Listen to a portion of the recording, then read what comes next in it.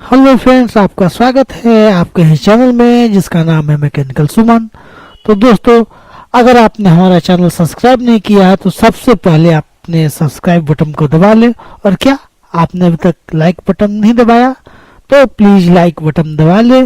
और आप bell button को सबसे पहले दबाएं, क्योंकि जब भी हम आपके लिए वीडियो अपलोड करते हैं तो तुरंत आपको उसकी नोटिफिकेशन मिल जाएगी और आप तुरंत अपने वीडियो को देख सकेंगे, अपने मनपसंद वीडियो को।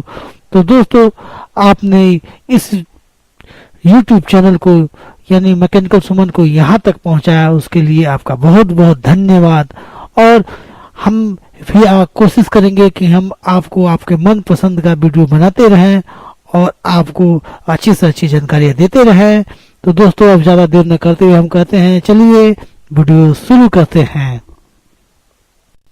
हेलो फ्रेंड्स, अभी तक कमेंट में लगभग 10 से 15 कमेंट और 10-15 लोग व्हाट्सएप पर भी पूछ चुके हैं ये बीमारी। और देखिए, ये बीमारी मेरे पास भी ये कंप्लेन में आ गई है। ऐसा नहीं, दो 3 इन्वर्टर इस कंप्लेन में आई है, इसलिए मैं 2 का वीडियो बना दिया हूँ।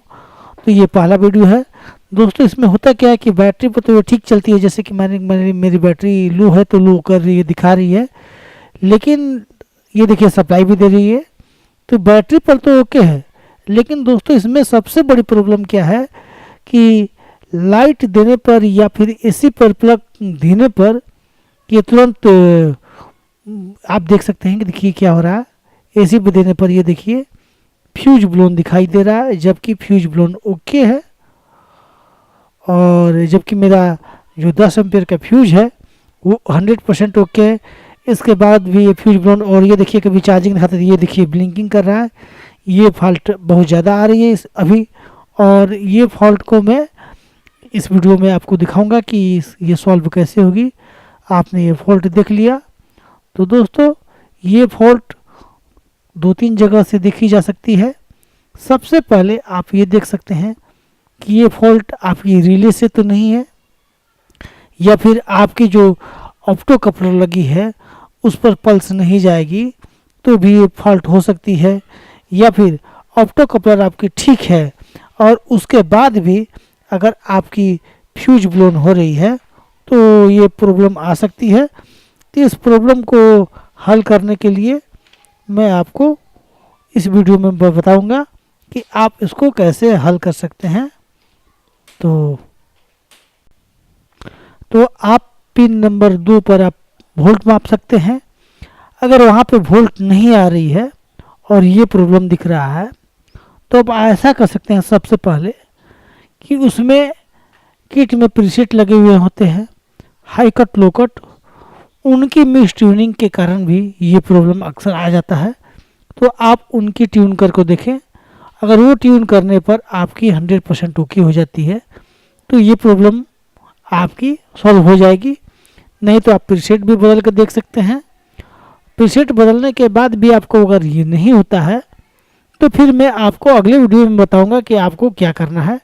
सबसे पहले हम इस देखिए, यहाँ पर मेरे मेंस देने पर चार्जिंग की भी कभी एलईडी जलती है तो कभी मेंस की जलती है, कभी लो बैटरी की जलती है। तो इसमें यही प्रॉब्लम है। तो इस प्रॉब्लम को हम यहीं पर पहले ट्यूनिंग के जरिए हल करके देखूंगा। अगर ट्यूनिंग करने से आपकी ये प्रॉब्लम सॉल्व हो जाती है, अगर पहले आप तो मल्टीमीटर से वोल्ट माप ले कि आपकी फ्यूज ब्लोन की जो सिग्नल है, कहीं ऐसा तो नहीं है कि आपकी जैक खराब हो या फिर आपकी जो फ्यूज दिखने में ओके हो लेकिन फ्यूज होल्डर खराब हो, तो ये प्रॉब्लम आ सकती है।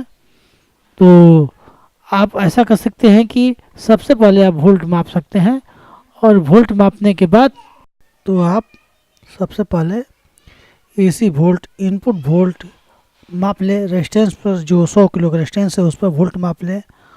और उसके बाद आप देखें कि अगर इसके बाद भी ये प्रॉब्लम आपकी आ रही है तो सबसे पहले आप क्या करें कि जैक को भी देख ले कि जैक में कार्बन है कि नहीं है। अगर जैक में कार्बन लगा हो तो उसे साफ़ कर लीजिएगा। अगर जैक में कार्बन नहीं है फिर भी ये प्रॉब्लम आ रही है तो आप ऐसा करें, देखिए मैंने मेंस में लगा दी, और मेंस में लगाने के बाद आप ये देख सकते हैं कि मेंस पर हमारी जो है अभी आई नहीं। यानी कि कभी कभी ये प्रॉब्लम होता है कि मिक्स ट्यूनिंग के कारण भी ये सारी ट्यूनिंग हो जाती है, दिक्कत करती है। तो देखिए अभी मेंस में आ गई, और ये आप देख सकते हैं कि मेंस में आने के बाद ये आपकी चार्जिंग कभी आ रही है कभी नहीं आ रही है। तो आप ऐसा करें कि सबसे पहले आप वेरिएक में लगाकर या किसी ऑटो कट के स्टेबलाइजर जो है उसे डाउन में करके आप उसको इसकी ट्यूनिंग कर लें।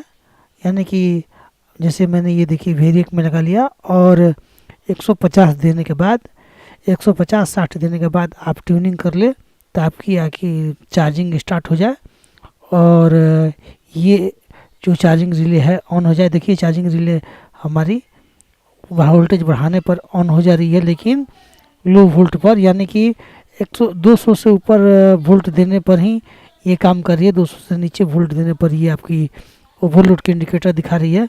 देखिए ये आपकी, तो ऐसा करें कि इसके लिए आप थोड़ी सी ट्यूनिंग कर लें, ये आपकी समस्या का समाधान हो जाएगा।